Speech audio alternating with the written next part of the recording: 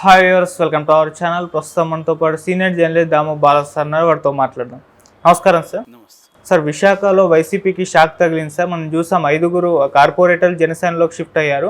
ఇప్పుడు అక్కడే ఎమ్మెల్సీ ఎన్నికలు జరగబోతున్నాయి. బొత్స గారు వైసీపీ నుంచి కూడా పోటీ చేయబోతున్నారు. మరి ఈ నేపథ్యంలో ఈ విధంగా అందరు వెళ్ళిపోతే బొత్స గారి పరిస్థితి ఏంటి? ఓడిపోయే అవకాశం ఉందని చెప్తున్నారు సార్. మరి మీరేం చెప్తారు సార్? నిన్న ఒక పరిణామం చోటు చేసుకుంది. అదేంటంటే విశాఖపట్నంలో 5 మంది కార్పొరేటర్లు మంగళగిరి వచ్చి పవన్ కళ్యాణ్ సమక్షంలో జనసేనలో చేరిపోయారు. ఈ సందర్భంగా పవన్ కళ్యాణ్ కూడా మాట్లాడాడు. ఆయన నేను ఇది ఎన్నికలు అయిన తర్వాత ఫస్ట్ చేరికలు ఇవి, నాకు చాలా ఆనందంగా ఉంది. నేను ఇప్పటి వరకు అధికారులతో అఫీషియల్ మీటింగ్స్లోనే ఉండిపోయాను. ఫస్ట్ టైం మళ్ళీ రాజకీయాల్లోకి వచ్చినట్టుగా అనిపిస్తుంది అని ఆయన హ్యాపీగా తన ఆనందాన్ని వ్యక్తం చేశాడు. At the same time YCP నాయకుల మీద నాకు వ్యక్తిగతంగా ఏమీ వ్యతిరేకత లేదు అనేది కూడా ఆయన మళ్ళీ ఒకసారి చెప్పాడు. సో మామూలుగా ఇక్కడ దాడులు అవి జరుగుతున్నది చూస్తే కూడా జనసేన వాళ్ళు ఎవరు కూడా వైసీపీ మీద దాడులు చేయట్లేదు. అంతవరకు మనం పవన్ కళ్యాణ్ అప్రిషియేట్ చేయాలి. ఎందుకంటే గతంలో జన సైనికులు ఏ స్థాయిలో రెచ్చిపోయాలో మనం చూసాం. అలాంటిది ఇప్పుడు అధికారంలో ఉంటే వాళ్ళు ఎలా రెచ్చిపోతారు ఇవన్నీ కూడా అనుకున్నారు. కానీ అదేమీ జరగల. ఆ భయాలన్నీ అబద్ధం అని తేలిపోయింది. చాలా కంట్రోల్లో పెట్టాడు పవన్ కళ్యాణ్. ఎక్కడ దాడులు జరగనికుండా చూసుకున్నాడు. ఎవరైనా ఇదన్నా చేస్తే మీ తోలు తీస్తానని కూడా వాళ్ళని గట్టిగానే బెదిరించాడు. ఇంతకుముందు ఇప్పుడు ఆయన అట్లా లేదు. అధికారంలోకి వచ్చినాక కొంత కంట్రోల్ చేశాడు, తనకు చెడ్డ పేరు వస్తుందని. నిజానికి ఆ పని తెలుగుదేశం వాళ్ళు చేయట్లేదు, చంద్రబాబు చేయట్లేదు. అందుకనే మనకి ఎక్కడ దాడులు చూసినా తెలుగుదేశం వాళ్ళే దాడులు ఎక్కువ చేస్తున్నారు తప్ప జనసేన దాడులు అనేవి వెరీ వెరీ మైనర్. ఎక్కడో రాళ్ళు వేయడం అట్లాంటివి 1-2 తప్పిస్తే ఆర్గనైజ్డ్గా జన సైనికులు వెళ్ళి వైసీపీ వాళ్ళని కొట్టడం, చంపడం ఇట్లాంటివి లేవు, కనిపించట్లేదు. ఎక్కడైనా తెలుగుదేశం వాళ్ళతో కలిసి వీళ్ళు ఏమన్నా చేసి ఉండాలి. కానీ లీడ్ చేసేది మాత్రం తెలుగుదేశం వాళ్ళే. ఆ మేరకు పవన్ కళ్యాణ్ ఖచ్చితంగా అప్రిషియేట్ చేయాలి.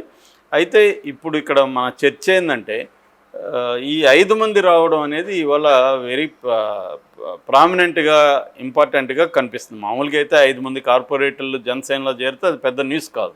కానీ ఇవాళ ఉన్న కాంటెక్స్ట్ ఏంటి, అక్కడ ఉత్తరాంధ్రలో స్థానిక సంస్థల ఎమ్మెల్సీ ఎన్నిక జరుగుతుంది. అంటే స్థానిక సంస్థలు అంటే మనకి జీవీఎంసీ, అక్కడున్న గ్రేటర్ విశాఖ మున్సిపల్ కార్పొరేషన్ సంబంధించిన కార్పొరేటర్లు, తర్వాత యలమంచిలి నర్సీపట్నం మున్సిపల్ కౌన్సిలర్లు, తర్వాత జడ్పీటీసీలు, ఎంపీటీసీలు అందరూ కలిసి ఎమ్మెల్సీని ఎన్నుకుంటారు. సో వీళ్ళందరి ఓట్లు వైసీపీకి మొత్తం ఓవరాల్ ఓట్లు 841 ఓట్లు ఉన్నాయి. 841 ఓట్లు వేసి ఎమ్మెల్సీని గెలిపించుకోవాలి. ఇందులో వైసీపీకి 615 మంది సపోర్టర్స్ ఉన్నారు already. TDP plus Janasena BJP ఈ కూటమికి 215 మంది ఉన్నారు. మామూలుగా అయితే బొత్స సత్యనారాయణ గెలుపు సునాయాసంగా ఉండాలి. అసలు ఆయన పోటీనే పెట్టకూడదు. ఎందుకంటే క్లియర్గా 615 మంది ఉన్నారు కాబట్టి ఆయనే గెలుస్తాడు. కాబట్టి ఎవరైనా పోటీ పెట్టరు ఇంకా. కానీ చంద్రబాబు రాజకీయాలు వేరే ఉంటాయి. చంద్రబాబు ముందు నుంచి కూడా ఆయన రాజకీయాలు వేరే రకంగా రాజకీయాలు చేస్తాడు. ఆయన అసాధ్యం అనుకున్నది సుసాధ్యం చేసి చూపిస్తాడు చాలాసార్లు. అలాగా ఇది సాధ్యం కాదనుకున్నా ఇప్పుడు వాళ్ళు కూడా తెలుగుదేశం నుంచి కూడా నిలబెట్టే పరిస్థితి కనబడుతుంది. ఆయన ధైర్యం ఏంటంటే వీళ్ళ ఈ 615 వైసీపీకి ఉన్నారు, వాళ్ళల్లో మ్యాక్సిమం లాగేసుకుందాం, వాళ్ళని ప్రలోభాలకు గురి చేసో భయపెట్టో ఏదో ఒకటి లాగేసుకుంటే మన క్యాండిడేట్ గెలుస్తాడని. గతంలో ఆయన 2014 వైఎస్ వివేకానంద రెడ్డిని కడపలో ఇలాగే వైసీపీ క్లియర్గా మెజార్టీ ఉన్నా కూడా ఓడించగలిగారు. అట్లాగే ఇక్కడ కూడా మనం చూసాం కదా, స్టీఫెన్సన్కి 5 కోట్లు ఆఫర్ ఇచ్చి 50 లక్షల డబ్బులు ఇచ్చి దొరికిపోయారు కదా. ఇక్కడ కూడా వాళ్ళకి బలం లేకపోయినా నిలబెట్టడం అంటే ఉద్దేశం వీళ్ళని కొనుక్కుందామనే కదా.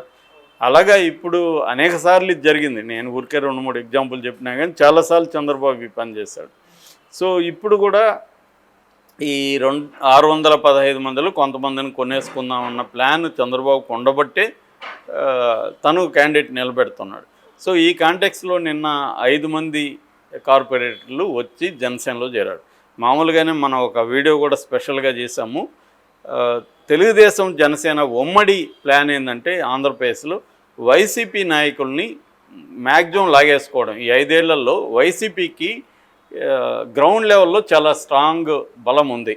అంటే వివిధ వ్యవస్థల్లో వాళ్ళ గెలిచి స్థానిక ఎన్నికలంతా మెజారిటీ వైసీపీ వాళ్ళే ఉన్నారు. ఎంపీటీసీలు, జడ్పీటీసీలు, కార్పొరేటర్లు, కౌన్సిలర్లు, వీళ్ళల్లో మెజారిటీ వైసీపీకి ఉంది. దీన్ని దెబ్బతీయకుండా అక్కడ పవర్ మనకు రాదు, మనకి పైన పవర్ ఉంది కానీ కింది స్థాయిలో మనకు పవర్ లేదు. పవర్ రావాలంటే వాళ్ళందరినీ మనం లాగేసుకోవాలా అన్న ఒక స్ట్రాటజీ ఉమ్మడిగా వీళ్ళిద్దరూ ప్లాన్ చేసుకున్నారు. అది కొంచెం పై స్థాయి నాయకులు ఉంటే వాళ్ళని తెలుగుదేశంలోకి, కొంచెం కింది స్థాయి నాయకులు ఉంటే వాళ్ళు జనసేనలోకి తీసుకోవాలి అనేది ఉమ్మడి టార్గెట్. ఈ టార్గెట్ ప్రకారమే పవన్ కళ్యాణ్ కూడా అడుగులు కదుపుతున్నట్టుగా మనకు అర్థమవుతుంది. దానికని ఆయన సపరేట్ మెకానిజం ఏర్పాటు చేసి ఎక్కడెక్కడ ఏరియాలో మనం ఎవరెవరిని లాగేసుకోవాలి, దీని మీద గ్రౌండ్ వర్క్ చేసి చేయాలి అనేది పవన్ కళ్యాణ్. ఎందుకంటే పవన్ కళ్యాణ్కి ఉన్న మేజర్ డ్రాబ్యాక్ ఏంటంటే పార్టీ నిర్మాణం లేదు. సో పార్టీ నిర్మాణం పటిష్టంగా లేకుండా ఆయన రాజకీయాల్లో నిలదొక్కుకోవడం కష్టం. ఇప్పుడంటే ఏదో అనుకోకుండా కలిసి వచ్చింది, చంద్రబాబు ఆయన వైపు ఉన్నాడు, సో కమ్మకాపు కెమిస్ట్రీ నడిచింది, ఇవన్నీ సాధ్యమైనాయి. రేపొద్దున ఇదే జరుగుతుందని ఏమీ గ్యారంటీ లేదు. పార్టీ నిర్మాణం అది కంపల్సరీ అవసరం, అది చంద్రబాబుని చూసి ఎవరైనా నేర్చుకోవాలి. సో అటువంటి కాంటెక్స్ట్లో ఇప్పుడు పవర్ ఉంది కాబట్టి పార్టీని నిర్మించడం రిలేటివ్గా ఈజీ. ఎప్పుడైనా కూడా పవర్ ఉన్నప్పుడు పార్టీలోకి ఎక్కువ మంది వస్తారు. కాబట్టి ఇప్పుడు ఆయన ఫోకస్ చేసి లక్షలాది మందిని పార్టీలోకి తీసుకురావాలనేది ఒక కార్యక్రమం అయితే, రెండవ కార్యక్రమం వైసీపీలో ఉన్న ఈ కింది స్థాయిలో ఉన్న నాయకత్వం ఏదైతే ఉందో వాళ్ళందరినీ జనసేనలోకి మ్యాక్సిమం కింది స్థాయి వాళ్ళందరినీ చేర్చుకోవాలి అన్న ప్లాన్తో పవన్ కళ్యాణ్ ముందుకెళ్తున్నాడు. ఈ కాంటెక్స్ట్లో ఇమీడియట్గా ఉన్న కర్తవ్యం ఏంటంటే బొత్సను ఓడించాలి కాబట్టి ఉత్తరాంధ్ర మీద ఫోకస్ చేస్తున్నారు. ఫస్ట్ ఉత్తరాంధ్రలో నరుకు రావాలని. ఎందుకంటే నెక్స్ట్ ఇయర్ స్థానిక ఎన్నికలు వస్తున్నాయి. స్థానిక ఎన్నికలకంతా కూడా ఇది పూర్తి చేయగలిగితే వైసీపీ స్థానిక ఎన్నికల్లో వీక్ అయిపోతుంది. మామూలుగానే అధికారంలో ఉన్న పార్టీని స్థానిక ఎన్నికల్లో ఎక్కువగా గెలుస్తారు. అది వైసీపీ ఇంకా ఎక్స్ట్రీమ్కి వెళ్ళి యునానిమస్గా ఏకగ్రీవంగా చాలా చోట్ల అసలు పోటీని లేకుండా చూసుకోగలిగింది. చాలా చోట్ల స్థానిక ఎన్నికల్లో వైసీపీ పోటీ లేకుండా తన క్యాండిడేట్ని గెలిపించుకోగలిగింది. ఇప్పుడు అదే టాక్టిక్స్ని వీళ్ళు ఫాలో అవుతారు. కూటమి వాళ్ళు కూడా ఎక్కడ లేకుండా చూసుకొని చేస్తారు. చేయాలంటే దానికి ప్రీ కండిషన్ ఈ స్థాయిల్లో, స్థానిక స్థాయిల్లో వైసీపీ బలాన్ని బాగా దెబ్బకొట్టేయాలి. దీని మీద ఇప్పుడు ఫోకస్ చేస్తున్నారు ఇద్దరు కూడా. అందులో భాగంగానే నిన్న 5 మంది కార్పొరేటర్లు జనసేనలో చేరారు. ఇది కానీ ఇంకా పెంచితే ఖచ్చితంగా బొత్స సత్యనారాయణకి వేడి తగులుతుంది. ఆయన కానీ ఓడిపోతే మాత్రం అది పెద్ద దెబ్బే, ఆయనకి వ్యక్తిగతంగా పెద్ద దెబ్బ. రెండవది వైసీపీకి కూడా ఉత్తరాంధ్రలో పెద్ద దెబ్బ తగులుతుంది. సో దాని మీద టార్గెట్ చేస్తున్నాయి. ఎందుకంటే ఇది మామూలుగా పాలిటిక్స్ అనేది సైకలాజికల్ వార్ గేమ్ లాంటిది కూడా. అంటే సైకలాజికల్గా వైసీపీ క్యాడర్ని నిర్వీర్యం చేయాలన్నా, ప్రజల్లో వైసీపీకి బలం లేదు, వైసీపీ పని అయిపోయింది అనే నెరేటివ్ని తీసుకెళ్లాలన్నా ఇటువంటి కీ సన్నివేశాలు లో యాక్ట్ చేయడం అవసరం అన్నమాట. సో దాని మీద ఫోకస్ చేసింది. ఇక్కడ మనం చూస్తున్న బీఆర్ఎస్ పని అయిపోయింది అని ఒక నెరేటివ్ని బలంగా తీసుకెళ్తున్నారు. సో అందరూ ఎక్కడికి వెళ్ళినా బీఆర్ఎస్ పని అయిపోయిందంట కదా, బీఆర్ఎస్ పని అయిపోయింది అంటే నమ్మించడం అనే కార్యక్రమం జరుగుతుంది. ఇప్పుడు అది వైసీపీ మీద వాళ్ళు కూడా మైండ్ గేమ్ మొదలుపెట్టింది, సైకలాజికల్ మైండ్ గేమ్. ఈ మైండ్ గేమ్లో చంద్రబాబుకి మంచి అనుభవం కూడా ఉంది.